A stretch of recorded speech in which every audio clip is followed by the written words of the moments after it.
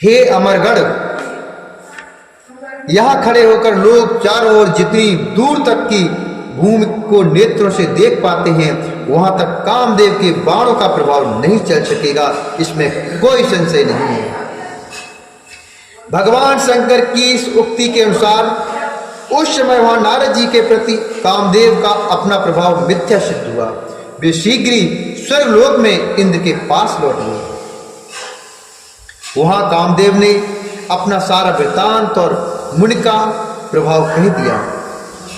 तत्पश्चात इंद्र की आज्ञा से वे वसंत के साथ अपने स्थान को लौट गए। उस समय देवराज इंद्र को बड़ा विस्मय हुआ। बेश्मतो भूत शोराधि सहा प्रशंसाथ नारदम तदुवृत्तांत न विज्ञो हि मोहितः शिव माया। उस समय देवराज इंद्र को बड़ा ही विस्मय हुआ। उन्होंने नारद जी की भूरी भूर प्रशंसा की, परंतु शिव की माया से मोहित होने के कारण वे उस पूर्व वृत्तांत का स्मरण न कर सके। वास्तव में इस संसार में सभी प्राणियों के लिए शंभु की माया को जानना अत्यंत कठिन है। जिसने अपने आप को शिव को समर्पित कर दिया, उस भक्त को छोड़कर शेष संपूर्ण जगत उनकी माया से मोहित हो जाता है। नारद जी भी भगवान शंकर की कृपा से वहां चिरकाल तक तपस्या में लगे रहे। अंत में अपनी तपस्या को पूर्ण हुआ जानकर वे मुनि उससे व्रत हो गए।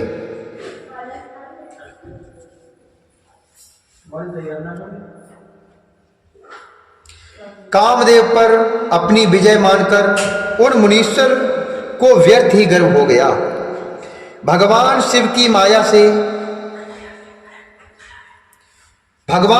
माया से मोहित होने के कारण उन्हें यथार्थ बात का ज्ञान नहीं रहा। हे मुनि श्रेष्ठों, भगवान शंभु की महामाया धन्य है। ब्रह्मा विष्णु आदि देव भी उसकी गति को नहीं देख पाते हैं।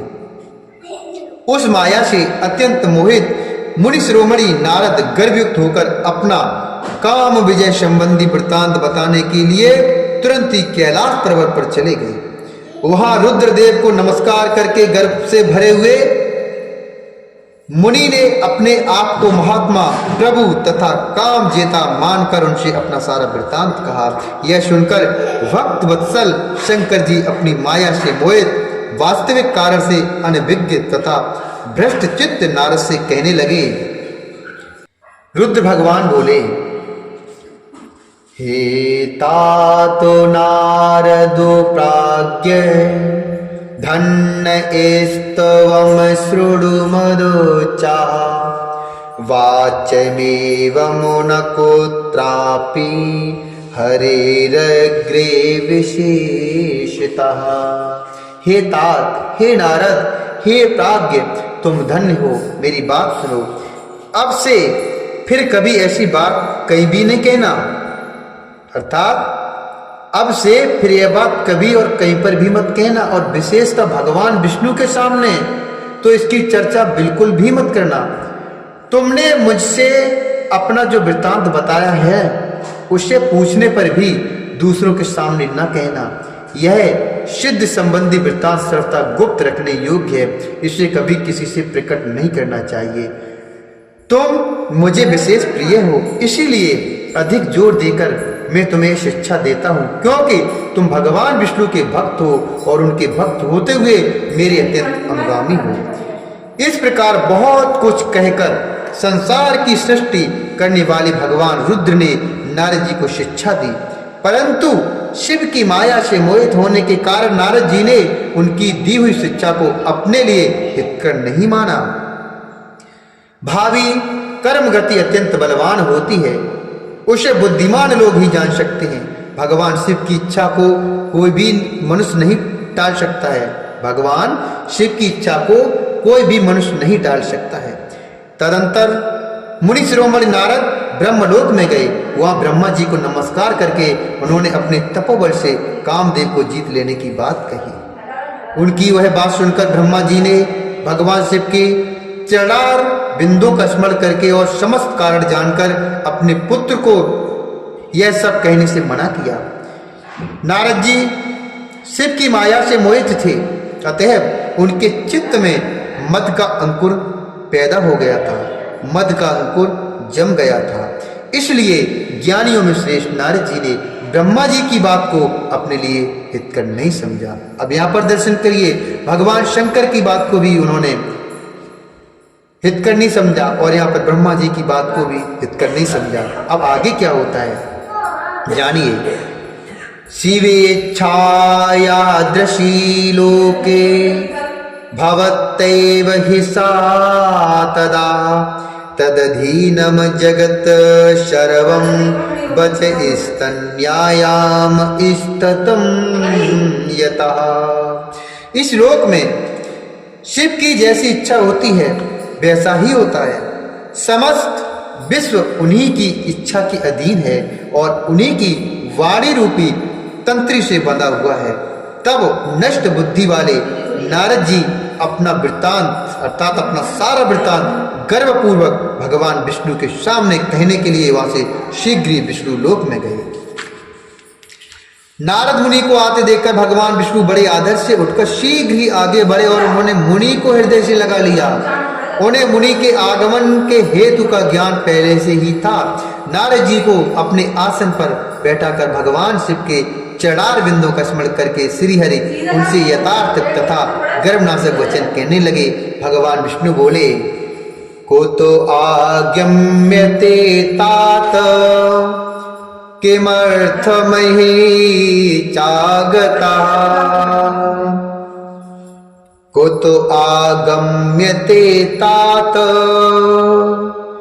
किमर्थमिहि चागतः धन्य स्तवम मुनि शार्दूल तीर्थोऽहं तु तवागमात् धन्य स्तवम मुनि शार्दूल तीर्थोऽहं तु तवागमात् विष्णुवाक्यमिति श्रुत्वा नारदो गर्वितो मुनिः स्ववृत्तं सर्वमाचष्ट शमदममदमोहितः स्ववृत्तं सर्वमाचिष्ट शमदममदमोहितः।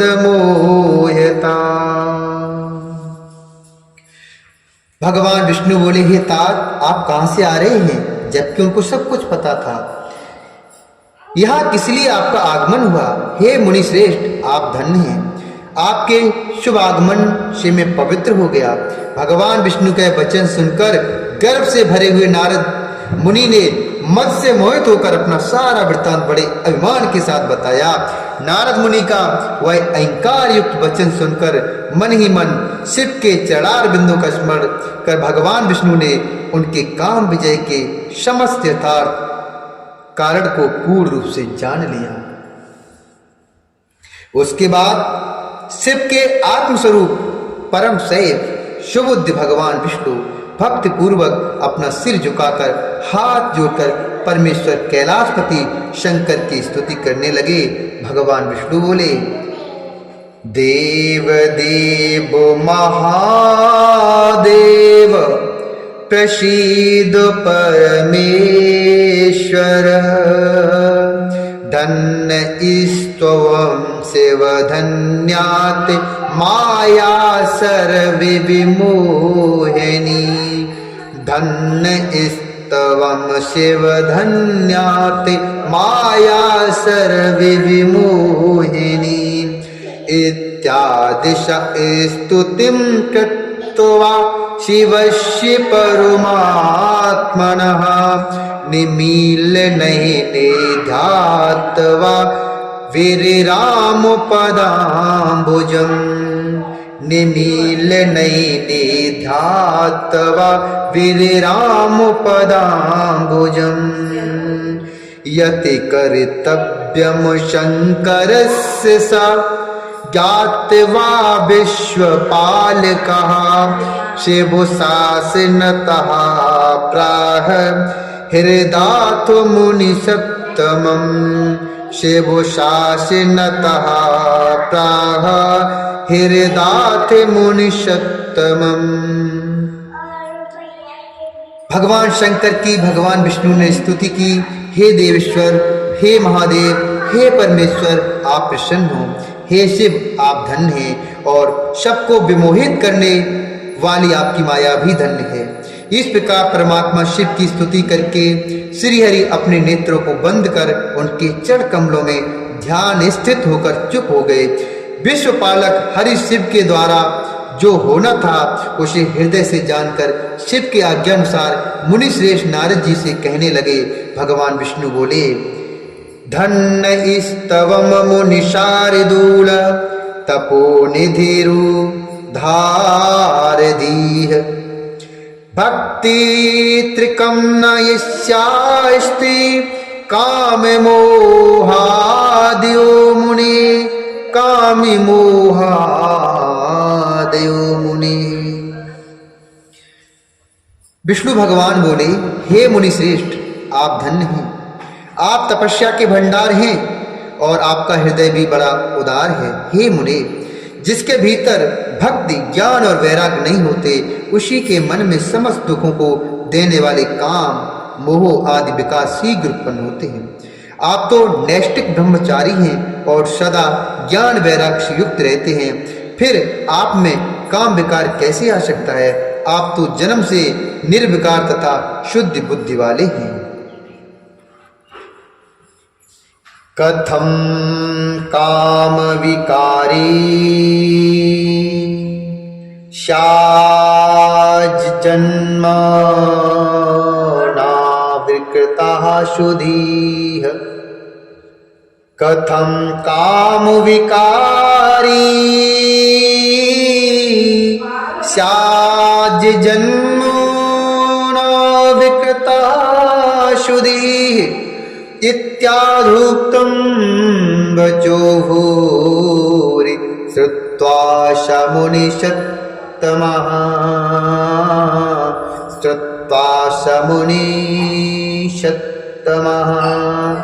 विजिहास हृदा नत्वा प्रत्युवाच वचो हरिं विजहास हृदा नत्वा प्रत्युवाच वचो हरिं।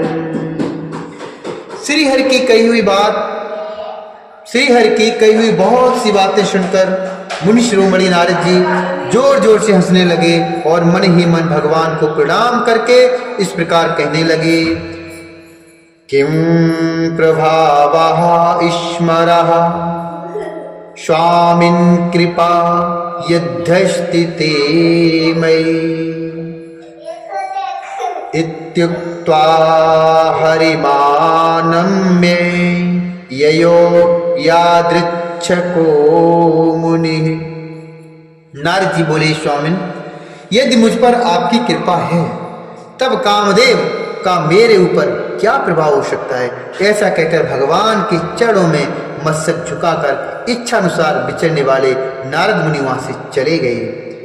इत श्री शिव महापुराणे द्वितीयाम रुद्र संहितायां प्रथम खंडे षष्ठी उपाख्याने नारद तपोवर्णनम नाम द्वितीयोऽध्यायः। इस प्रकार श्री शिव महापुराण के अंतर्गत द्वितीय रुद्र संहिता के षष्ठी खंड में नारद तपोवर्णन नामक दूसरा अध्याय पूर्ण हुआ। बोले शंकर भगवान की जय, बोले श्री हरि नारायण भगवान की जय।